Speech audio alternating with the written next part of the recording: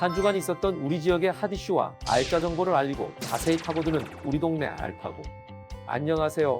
AI 아나운서 김현욱입니다.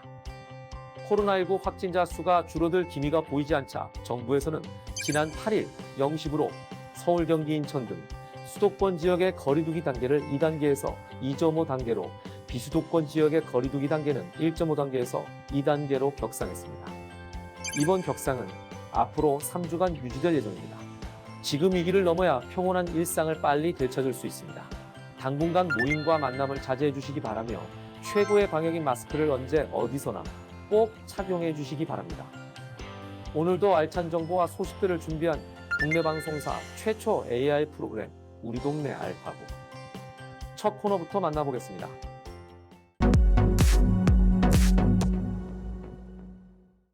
이번 시간은 해시태그로 알아보는 우리 지역 소식, 해시태그 로컬 시간입니다. 이번 주 주목해야 할 우리 지역 소식은 어떤 것들이 있을지 함께 살펴보겠습니다. 해시태그 로컬 5위 청년 서포터즈입니다. 국가균형발전위원회에서 2021 청년 서포터즈를 모집합니다. 국가균형 발전에 관심이 있는 전국의 청년이라면 누구나 지원 가능하며 선발 인원은 15팀으로 한 팀당 6인 이하로 구성한 후 신청할 수 있습니다. 선발 후 균형 발전에 대한 다양하고 독창적인 온오프라인 활동을 수행할 예정이며 자세한 활동 내용은 최종 선발 후 안내됩니다. 모집 기간은 12월 22일까지이며 국가균형발전위원회 홈페이지에서 서식을 다운로드 받은 후 이메일로 제출받습니다. 자세한 내용은 국가균형발전위원회 청년 서포터즈 운영사무국으로 문의하시기 바랍니다. 해시태그 로컬 4위 DMZ 코리아 사진전입니다. 동두천시 자유수호평화박물관에서 DMZ 코리아 사진전을 개최합니다.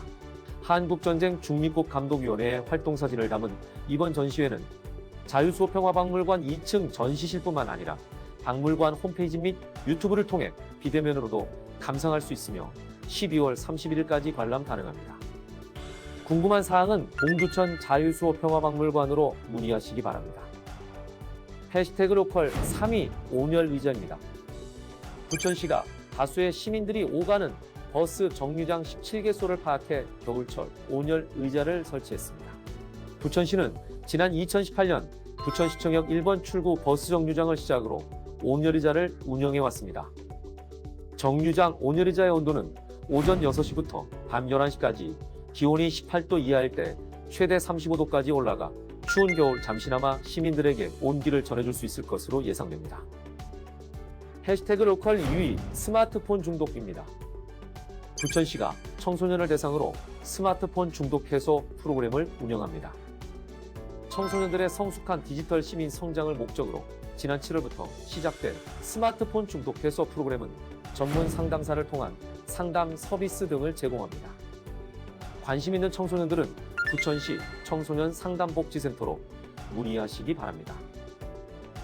해시태그 로컬 1위 통합지원센터입니다. 양천구가 가정폭력 사각지대 노인 가정을 지원하기 위해 위기가정 통합지원센터를 운영합니다.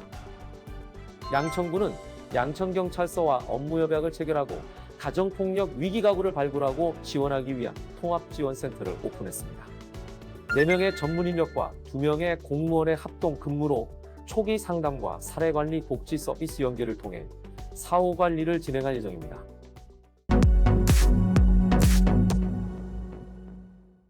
우리 동네 알파고 두 번째 코너는 알아두면 쓸모있는 생활 속 꿀팁을 알려드리는 알쓸 꿀팁 시간입니다.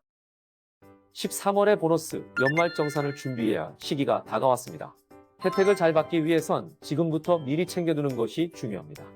그래서 오늘은 누군가에겐 기쁨의 보너스가 될 수도 있고 누군가에는 예상치 못한 세금 폭탄이 될 수 있는 연말정산 꿀팁을 소개하려고 합니다. 13월의 보너스 연말정산 꿀팁 그 첫 번째, 바로 고가의 지출 미루기입니다. 올해는 특히 코로나19 팬데믹 상황에서 3월에서 7월까지 일시적으로 신용카드 공제 한도 상향이 이루어졌기 때문에 공제 한도를 초과하는 경우가 많아질 것으로 예상됩니다. 신용카드로 이달 고가의 지출 계획이 있으나 현 시점에서 이미 신용카드 소득공제 한도 초과가 예상되는 경우엔 내년 1월 1일 이후에 지출하는 것이 연말정산 시 유리하며 국세청 홈택스에서 제공하는 연말정산 미리 보기 코너로 신용카드 사용액의 한도 초과 여부를 미리 확인하는 것을 추천합니다. 13월의 보너스 연말정산 꿀팁 두 번째, 부양가족 공제 대상 확인입니다. 이번 연말정산부터 재혼한 부모가 사망한 경우에도 계부계모를 실제 부양하고 있다면 부양가족 공제 대상이 될 수 있습니다. 재혼한 부모가 사망한 경우 가족관계증명서 발급이 어려울 수 있어 연말정산 전에 미리 재적등본을 확보해두는 것을 추천합니다. 13월의 보너스 연말정산 꿀팁 세 번째, 산후조리원 영수증 챙기기입니다. 총급여 7천만 원 이하 근로자 또는 배우자가 산후조리원을 이용한 경우에 200만 원 한도로 의료비 지출 적용을 받을 수 있습니다. 다만 산후조리원은 연말정산 간소화 서비스에서 조회가 되지 않을 가능성이 있기 때문에 산후조리원에서 영수증을 미리 챙겨두는 것을 추천합니다.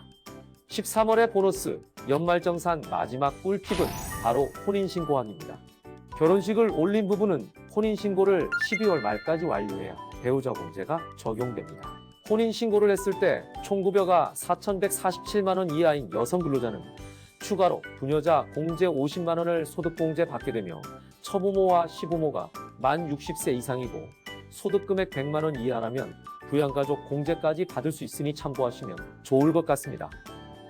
아는 만큼 보이는 연말정산 미리 확인하고 준비해서 13번째 보너스 꼭 받으시기 바랍니다.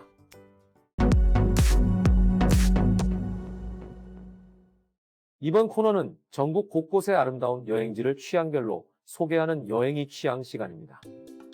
오늘 찾아가 볼 곳은 천혜의 절경을 즐길 수 있는 청송주황산입니다. 설악산, 월출산과 더불어 우리나라 3대 암산 중 하나인 청송주황산으로 함께 떠나봅시다. 청송부동면에 위치한 주황산 국립공원은 국내 최고의 자연학습장으로 불리는 청송의 대표 관광 코스 중 하나입니다. 굽이굽이 펼쳐진 수많은 산봉우리들과 사이사이를 비집고 오가는 안개가 어우러져 마치 하나의 작품을 전시해놓은 듯한 주황산 국립공원. 주황산 초입에 위치한 대한민국 보물제 1570호 대전산은 뛰어난 절경을 자랑하는 주황산 필수 코스 중 하나로 기암절벽을 배경으로 그림 같은 풍경을 품고 있어 많은 관광객들이 찾는 곳입니다. 여기 보이는 봉우리가 기암이라고 합니다. 주황산이 화산이 9번 폭발해서 만들어진 응해암 덩어리예요. 저게 벚급의 세월 동안 비에 씻기고 바람에 깎여서 저렇게 목만 남은 겁니다. 아름다운 기암문해를 즐겼다면 본격적으로 주황산을 탐방해볼 차례. 청송 유네스코 세계지질공원의 중심인 주황산은 오묘한 기운을 내뿜는 수많은 기암절벽과 주황이 꼭대기에 성을 짓고 살며 물을 길었다는 급수대, 주상절리, 떡을 찌는 시루를 닮았다고 해서 이름이 붙은 시루봉 등 아름다운 풍경을 볼 수 있어 최고의 자연학습장으로 불리는 곳입니다. 아름다운 풍경을 벗삼아 탐방로를 걷다 보면 주황산 최고의 절경이라 불리는 웅장한 협곡을 만나볼 수 있습니다.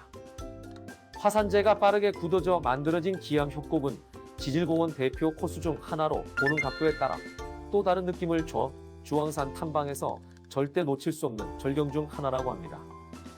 손에 닿을 듯한 좁은 협곡을 걷다 보면 청각부터 시각까지 사로잡는 주황산 최고의 비경, 용추폭포를 만날 수 있습니다.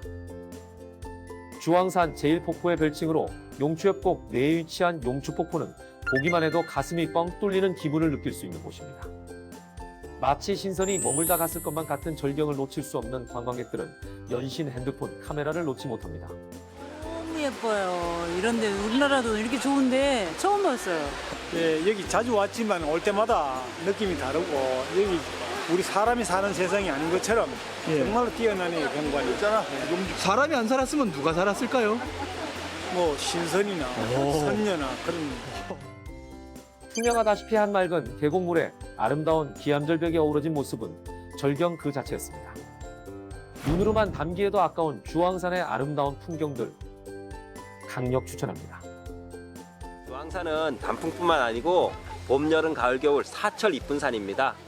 주황산에 꼭 한번 다시 오십시오. 여행의 취향을 통해 주황산의 아름다운 풍경을 보고 코로나19로 지친 마음을 달래보시기 바랍니다.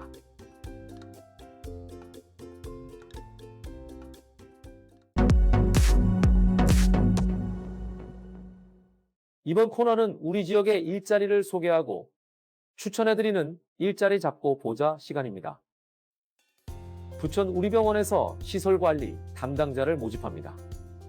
병원 건물 환경관리와 주차관리, 전기통신관리를 담당하며 병원 유관 업무 2년 이상의 경력자와 컴퓨터 활용에 능한 분을 우대합니다.